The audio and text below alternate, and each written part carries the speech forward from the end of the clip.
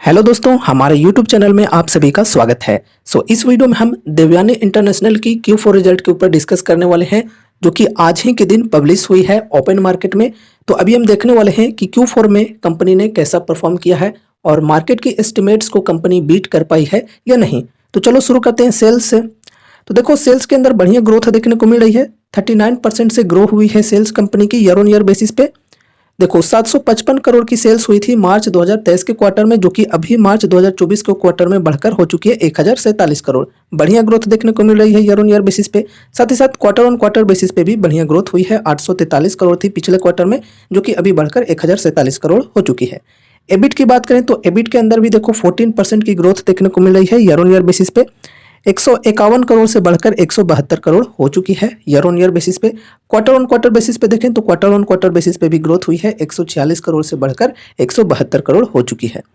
अब यहाँ पर हम नेट प्रॉफिट की बात करते हैं तो नेट प्रॉफिट के अंदर बहुत ही ज़्यादा डिक्लाइन हमें देखने को मिल रही है। 104% से नेट प्रॉफिट गिरी है, डिक्लाइन हुई है ईयर ऑन ईयर बेसिस पे। देख सकते हो FY23 के Q4 में कितनी थी, 59.9 करोड़, जो कि अभी यहाँ पर -49 करोड़ हो चुकी है। मतलब कंपनी घाटे में जा चुकी है, माइनस में हो चुकी है। यहाँ पर अगर हम क्वार्टर ऑन क्वार्टर बेसिस पे देखें तो क्वार्टर ऑन क्वार्टर बेसिस पे भी डिक्लाइन देखने को मिल रही है। 5 करोड़ से यहाँ पर घटकर हो चुकी है -49 करोड़।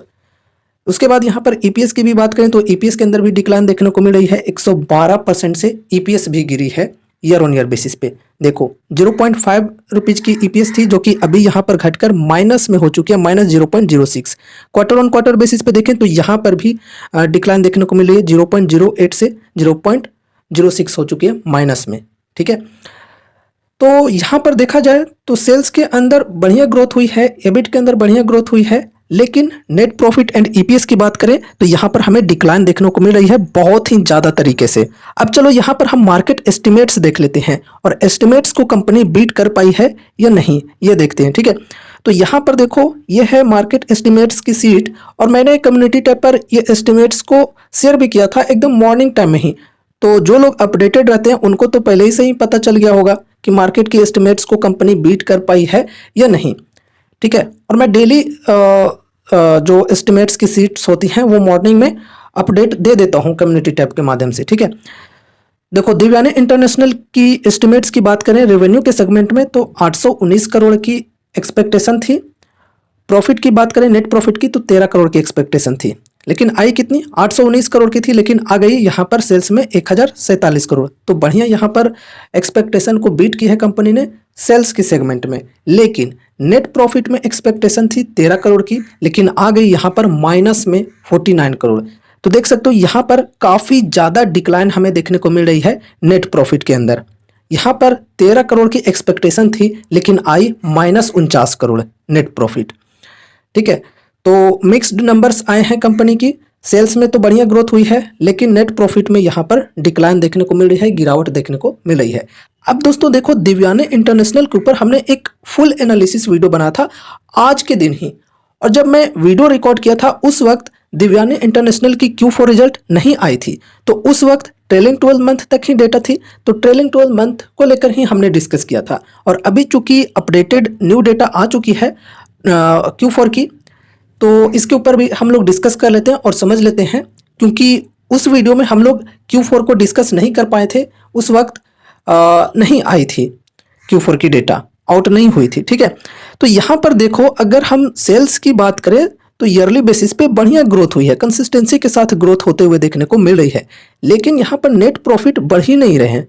देख सकते हो यहाँ पर -63 थी, फिर यहाँ पर हो गई 155, फिर 263 होगी, और फिर यहाँ पर -10 करोड़ हो गई। तो यहाँ पर देख सकते हो काफ़ी ज़्यादा अप्स एंड डाउन्स देखने को मिल रहे हैं। सेल्स तो बढ़िया तरीके से बढ़ रही है, लेकिन प्रॉफिट ठीक से कंपनी की नहीं बन पा रहे हैं। यहाँ पर देख लो ओपीएम की परसेंटेज।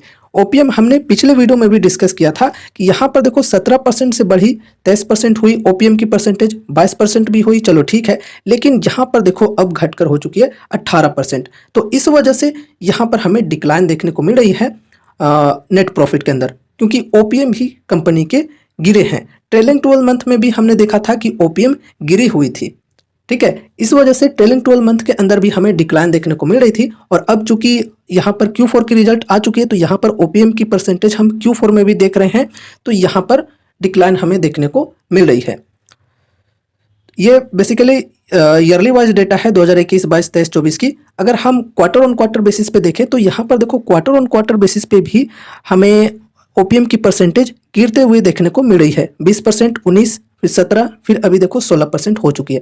तो यहाँ पर देखो क्वार्टरली वाइज भी ओपीएम की जो परसेंटेज है ये घटते हुए हमें देखने को मिल रही है। कंपनी की सेल्स बढ़ रहे हैं लेकिन ओपीएम घट रहे हैं, ये एक नेगेटिव सेंटिमेंट्स पैदा कर रही है। ठीक है, देखो मार्जिन बच ही नहीं पा रही है कंपनी की, हालांकि सेल्स कर रही है। ठीक है, स्टोर्स बहुत ज़्यादा ओपन कर रही है लेकिन मार्जिन नहीं बच पा रही है। अगर आगे चलकर ये ठीक होती है तो फिर यहाँ पर हम इन्वेस्टमेंट की कुछ सोचेंगे। ठीक है, अभी जब तक यहाँ पर सही नहीं होती है सिचुएशन तब तक हम यहाँ पर इन्वेस्टमेंट की नहीं सोचेंगे कुछ। ठीक है, बाकी आगे आपकी पर्सनल चॉइस है, आपको अगर ठीक लगता है तो आप इन्वेस्टमेंट कर सकते हो। मैं आपको कोई रिकमेंडेशन या फिर एडवाइस नहीं दे रहा हूँ। बाकी आप अपने स्टडी, अपने रिसर्च के अनुसार ठीक लगता है तो इन्वेस्टमेंट कर सकते हैं या फिर आप अपने फाइनेंशियल एडवाइजर से कंसल्ट कर सकते हैं। सो ये रही हमारी आज की वीडियो दिव्यानी इंटरनेशनल की Q4 रिजल्ट के ऊपर। Q4 रिजल्ट को तो हमने डिस्कस किया ही साथ कुछ एक्स्ट्रा जो इन्फॉर्मेशंस थी वो मैंने आपके साथ शेयर कर दिए हैं। उम्मीद है कि आपको ये वीडियो जरूर से पसंद आई होगी। तो इस वीडियो को लाइक कर देना, चैनल पर नए हो तो सब्सक्राइब कर लेना और मिलते हैं अगले नए वीडियोज के साथ। तब तक के लिए बाय बाय।